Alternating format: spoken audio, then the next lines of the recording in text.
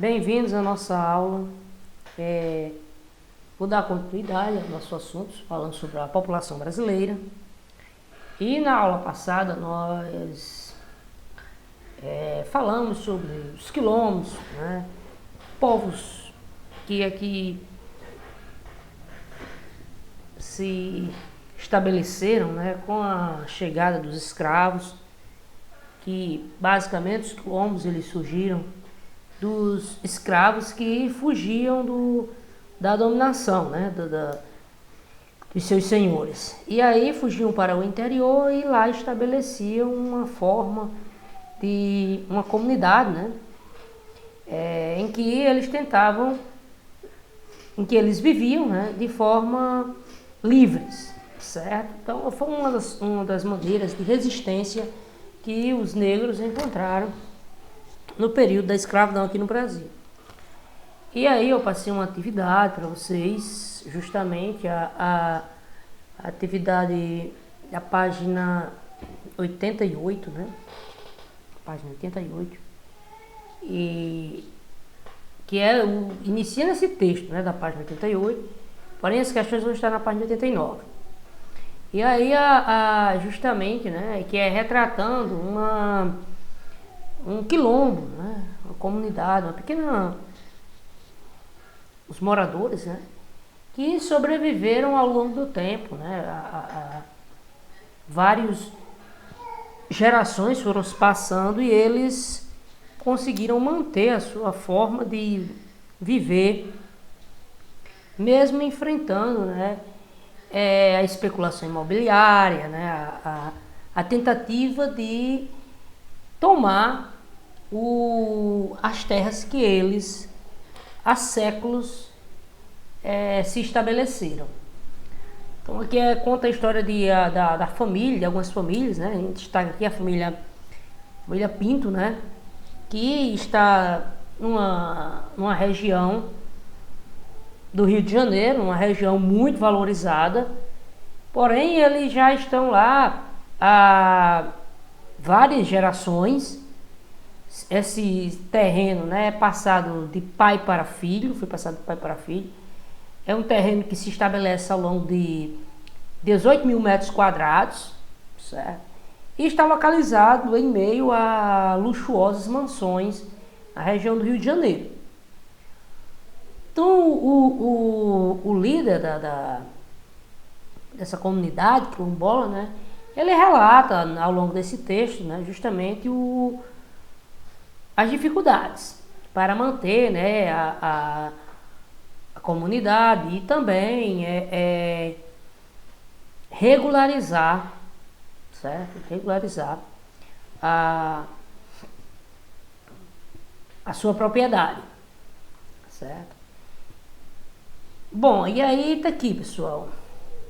Aqui tem 3 questões que vocês já podem ir vendo já aí as respostas que geralmente eu já disponho para você, disponibilizo na página 89, né? Que tipo de pressão a comunidade quilombola de Sacopã sofre, né? Então justamente aí como apresento aqui para vocês, né? Pressões de grupos imobiliários. Que esses grupos imobiliários, pessoal? Empresas, grandes empresas que que querem comprar as terras, né, daquele povo, tá certo?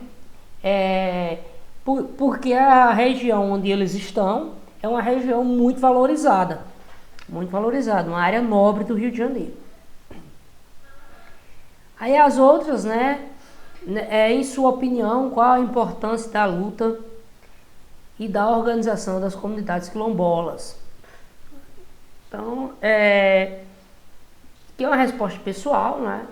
Mas acima de tudo, a gente pode dizer que a importância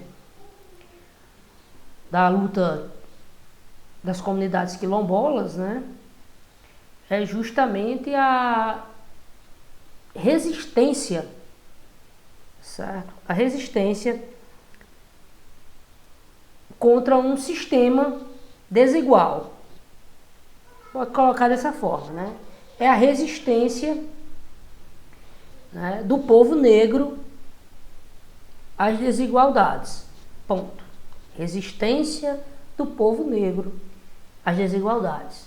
Pode ir direto a esse ponto. Pode transcrever as minhas palavras. E a 3, né?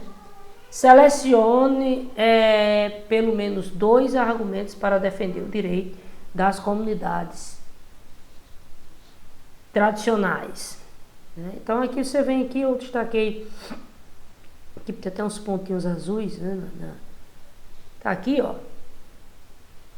2 argumentos. Então você vai destacar né?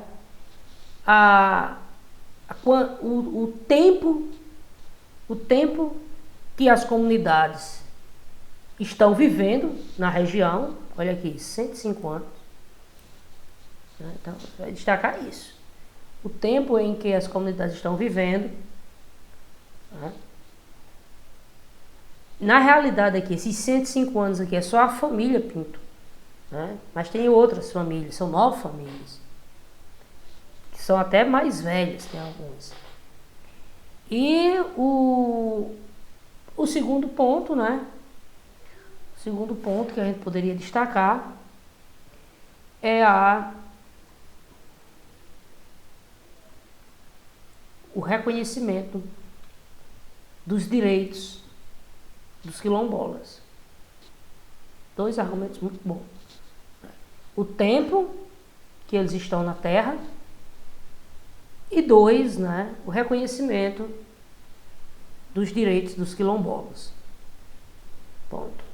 2, né, só apenas. Você anota esses 2 pontos que eu falei. Você vai, pausa o vídeo, daquele jeito que eu ensino, né? Pausa o vídeo, volta um pouquinho, anota o que eu falei, tá bom? Então, avançar aqui um pouco, né? Nós já vamos já para analisar as famílias, né? Então, vejam só aqui, vamos chegar aqui na nova unidade, aqui, ó. 4ª unidade, população e diversidade, né? Então, a população brasileira, ela é diversa, porém, essa diversidade étnica, religiosa, gênero, socioeconômica, nem sempre é respeitada por todas as pessoas ou todos os grupos. Ainda há muito a ser feito para alcançar a tolerância, né? Garantir o respeito e a diversidade. E justamente aí essa luta que existe para diminuir as desigualdades sociais. Como justamente aí temos órgãos como campanhas, né, ligadas ao poder público, desde campanhas no que diz respeito a políticas públicas, a órgãos públicos como a Defensoria Pública, né, que tentam justamente diminuir essas desigualdades, né?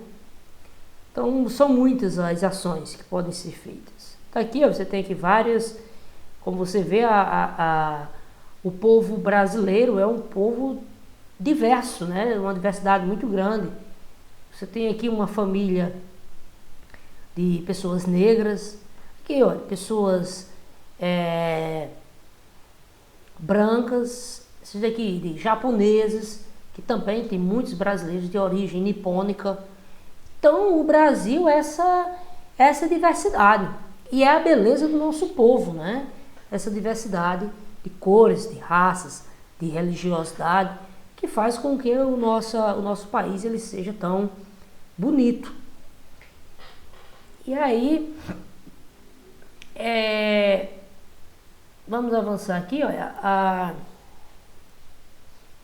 vocês podem ver, né, cada comunidade aqui, em cada família mostrada aqui, você vê então alguns aspectos, né? Alguns aspectos ambientais, né? Você já traça um certo perfil, né, de onde essas famílias moram, quais provavelmente as acessibilidades que elas têm. tem uma diversidade, né? Então vamos aqui. Qual é a sua origem? Na abertura do capítulo, né? Tem essa personagem aqui, Júlia, que ela traçou justamente a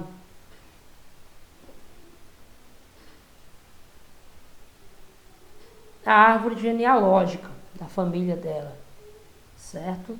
A árvore genealógica vem desde os bisavós, certo? Até chegar, né, nos parentes mais próximos, né? Pai, mãe. Então, justamente que formam você, digamos assim. Se vocês conseguem voltar, né, e fazer uma árvore genealógica de vocês, seus pais, seus avós e seus bisavós, certo? Então, se vocês fizerem essa regressão, provavelmente vocês terão muitos, né? Terão aí troncos, né, familiares bem diversos, né? Bem diversos, uma mistura de raças muito interessantes. E é o que você fica vendo aqui na árvore genealógica dela, né? Ela detalhou bastante, certo? Tanto do árvore do lado da mãe como do lado do pai, né? Então na primeira página aqui você tem a parte do pai dela, né? Então vai saindo, né? Desde o pai, aí avós paternos, bisavós paternos. E na segunda página aqui, que você vê, aqui é a página 97, aí você já vê o lado da árvore materna, né? Desde a mãe dela, avós, bisavós maternos, certo? E tri-avós maternos, vejam só. Então ela fez uma boa pesquisa, com certeza, né? Permitiu então esse detalhe, essa riqueza de detalhe na pesquisa dela. Então vamos aqui, pessoal.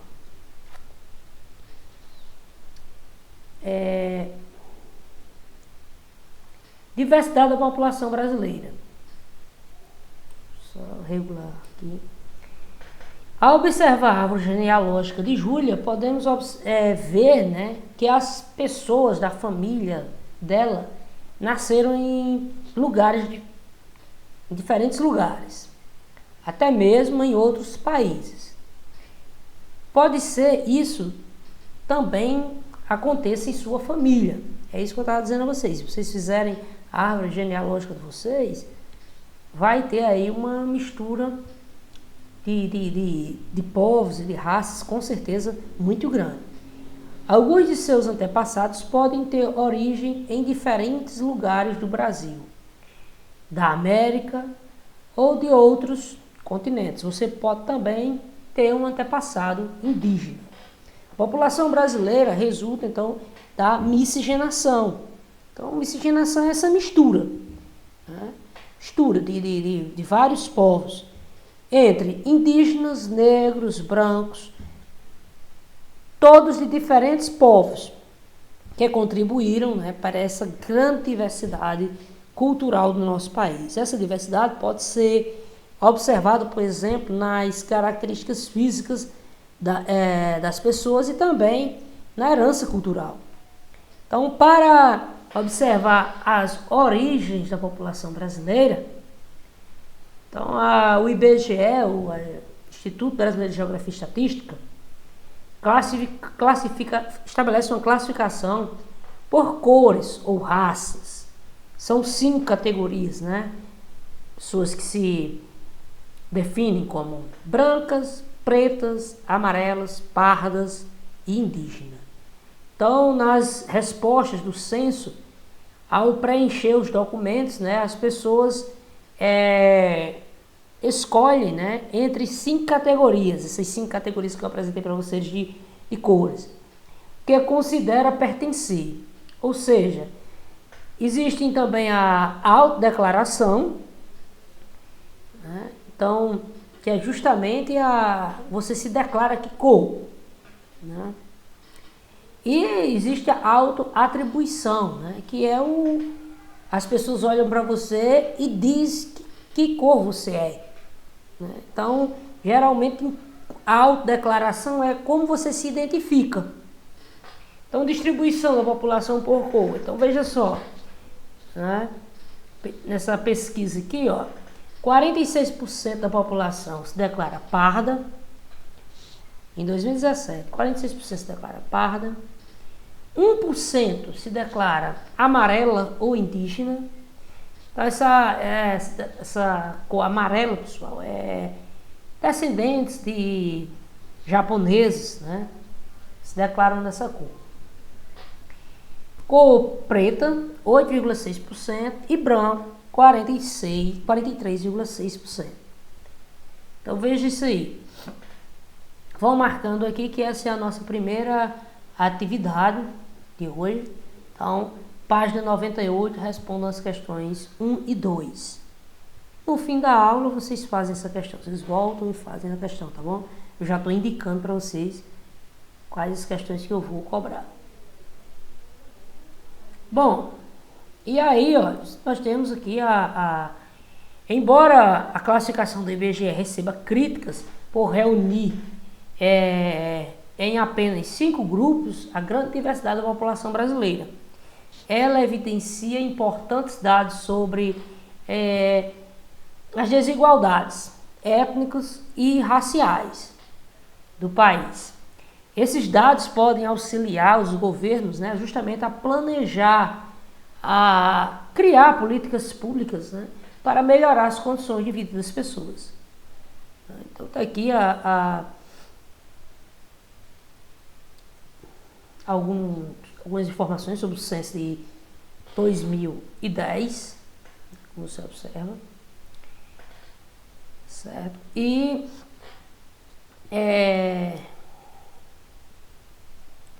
que nós podemos ver, né, que existe então aí que o questionário, né, do censo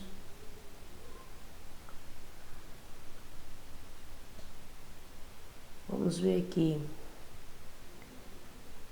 começando então pela população indígena.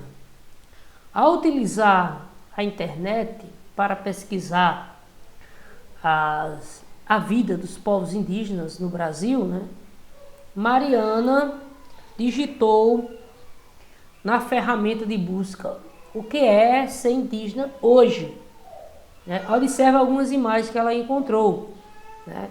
Então você vê aqui, olha, que ela foi lá no notebook dela, quando fez essa pergunta aqui, ó,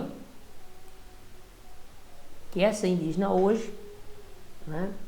Então você vê aqui imagens como, né, aldeias, discussão política, educação, tecnologia, tudo isso está em volta, né, da discussão sobre os povos indígenas.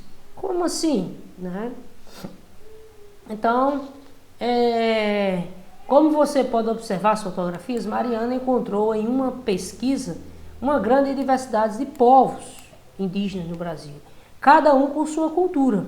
Porque quando se fala indígenas, você coloca só no único rótulo, né, numa única especificação, indígenas. Mas esses indígenas, cada um tem suas características próprias, vivendo em lugares diferentes do país, trabalhando, estudando, ensinando, usando os recursos tecnológicos. Então, é uma diversidade enorme, certo? É uma diversidade enorme.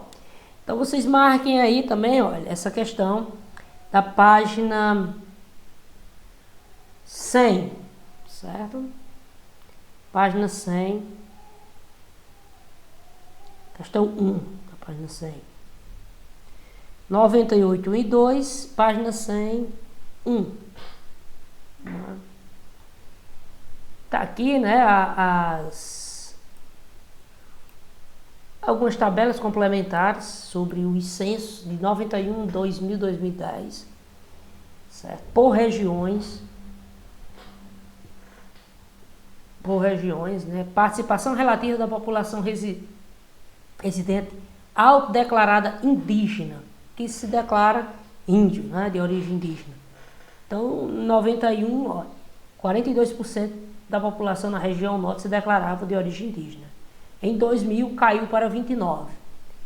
Em 2010 voltou a subir esse número, né? Observe aqui que, por exemplo, na região sul e sudeste é onde tem menor quantidade de pessoas que se autodeclaravam indígena, né? Em 2000 esse número subiu, né? Olha aqui você vê na região sudeste, certo? Na região sul também subiu um pouco, né? Bem menos, mas subiu.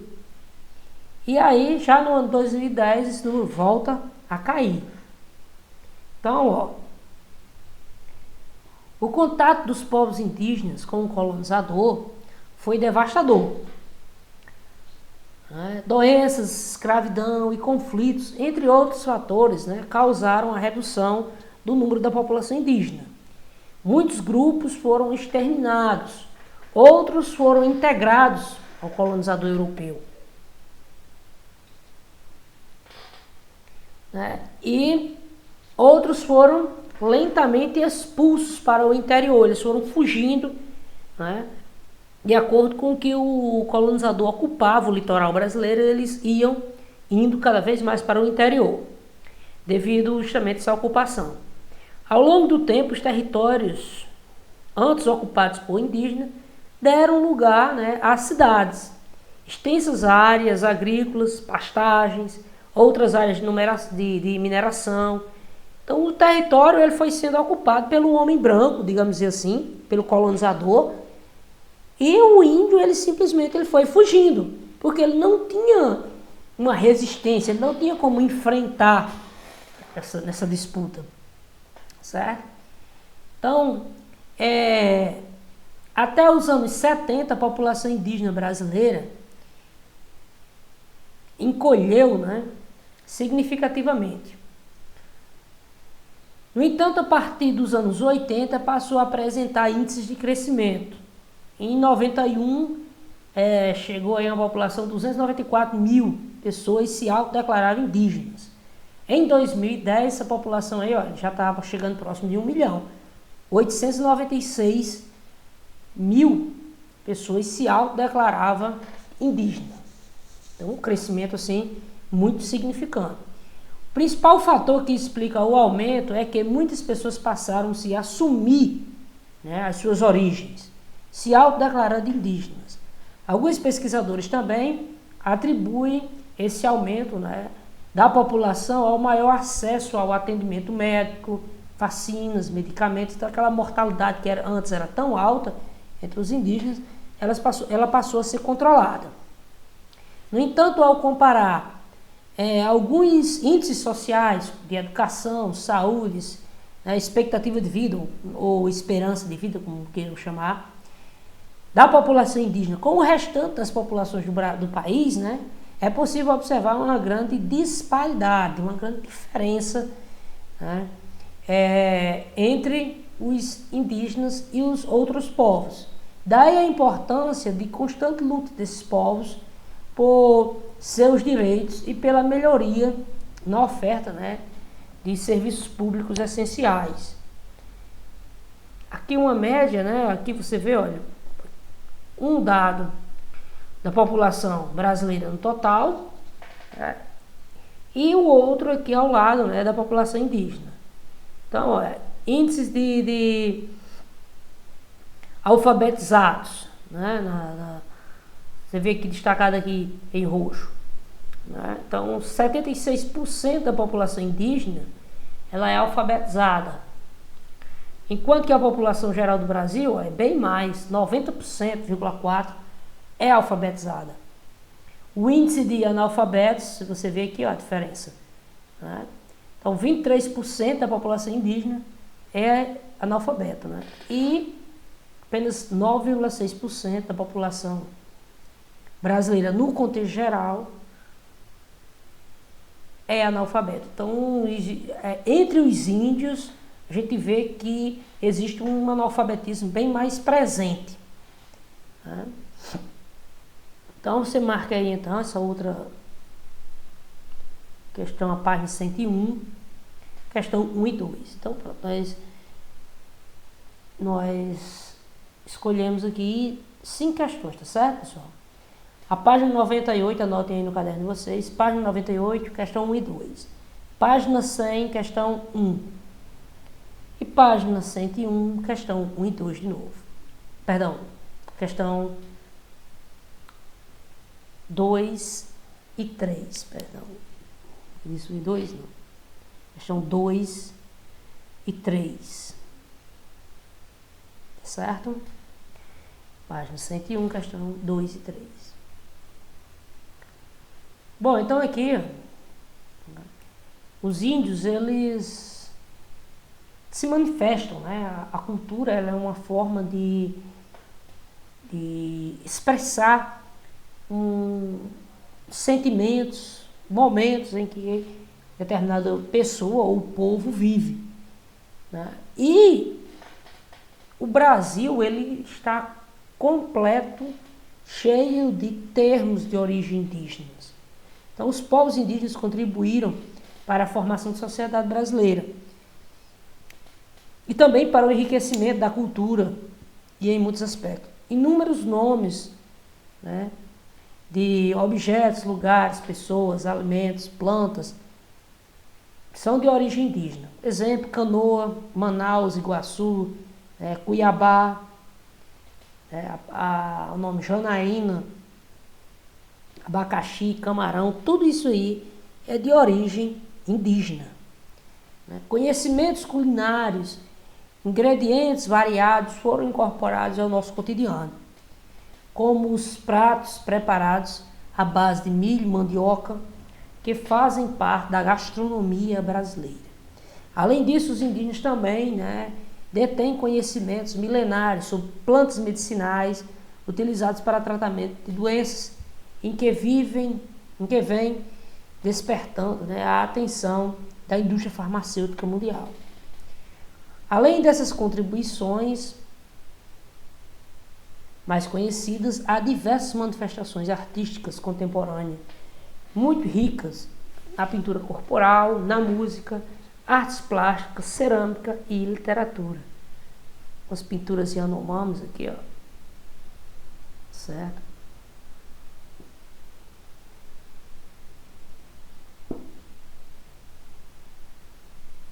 Essa pintura aqui dos Pataxós, né?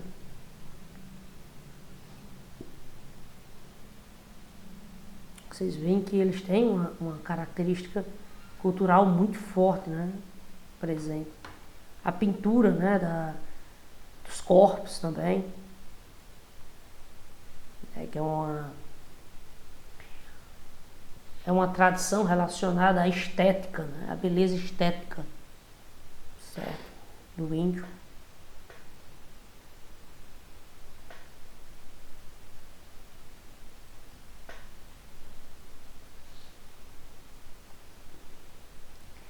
E aí nós chegamos, né, ao grupo, né, da população negra. Então, relatando aquela parte inicial do capítulo, né, que Júlia fez toda aquela árvore genealógica, então faz aqui um relato.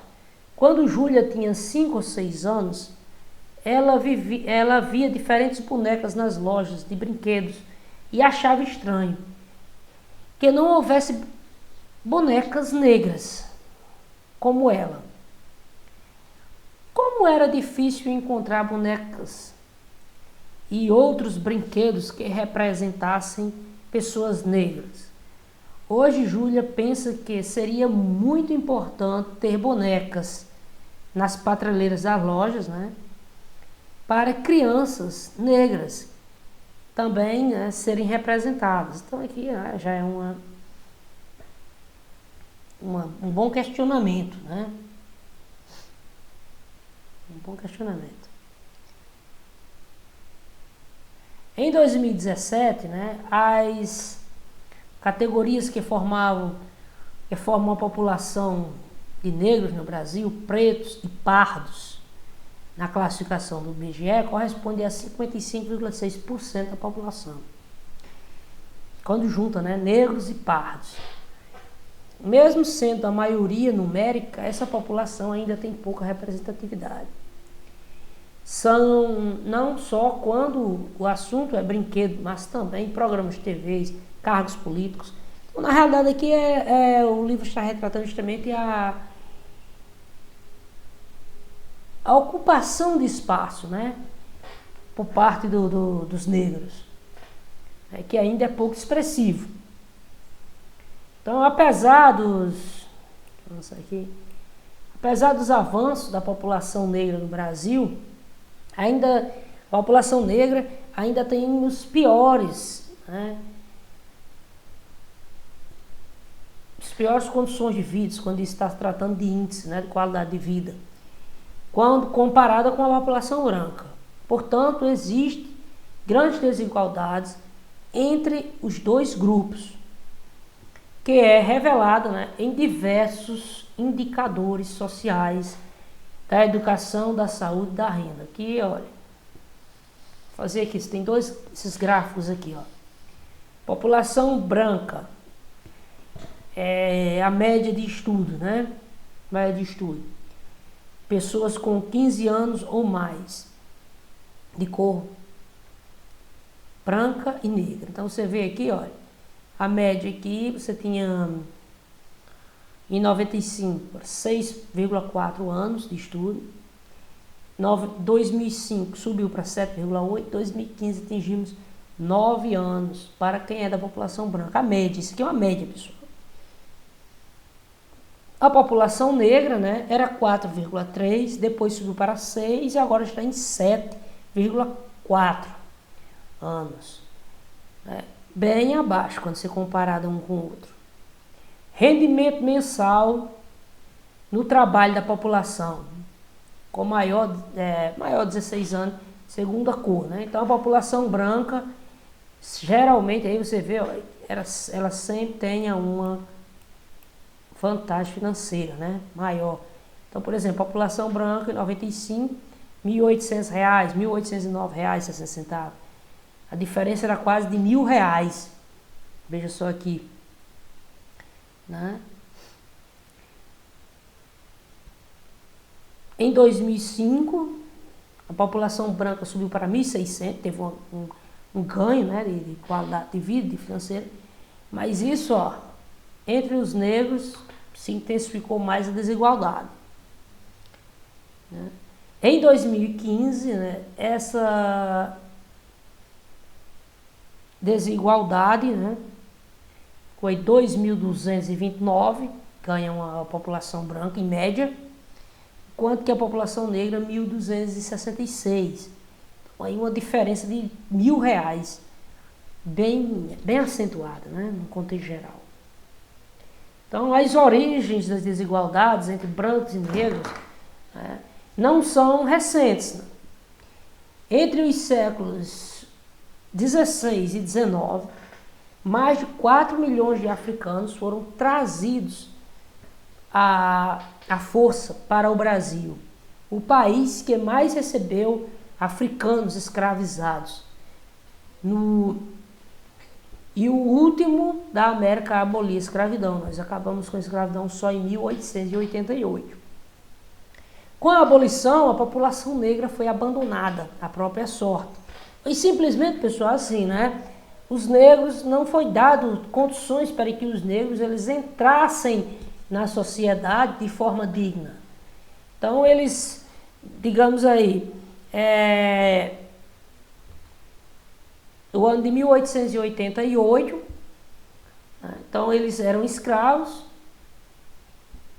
de repente abriram as portas das senzalas, olha, vocês estão livres, podem sair, todo mundo é livre.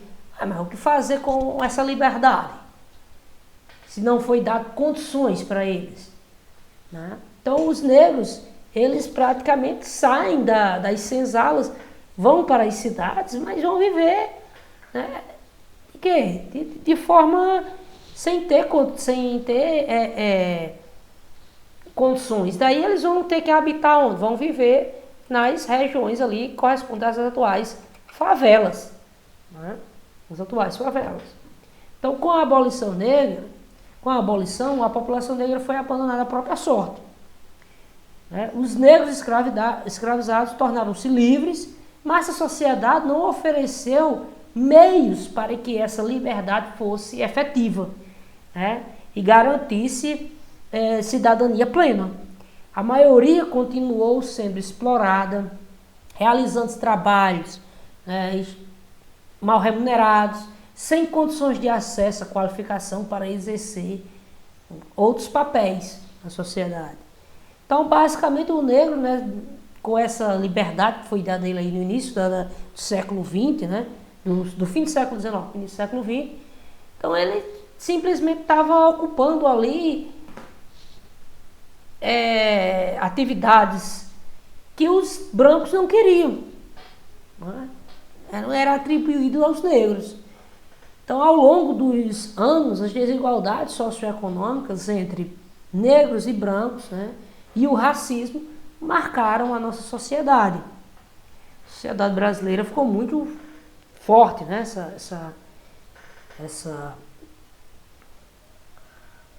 marca, do racismo. Então, isso leva, a questão da intervenção estatal para tentar corrigir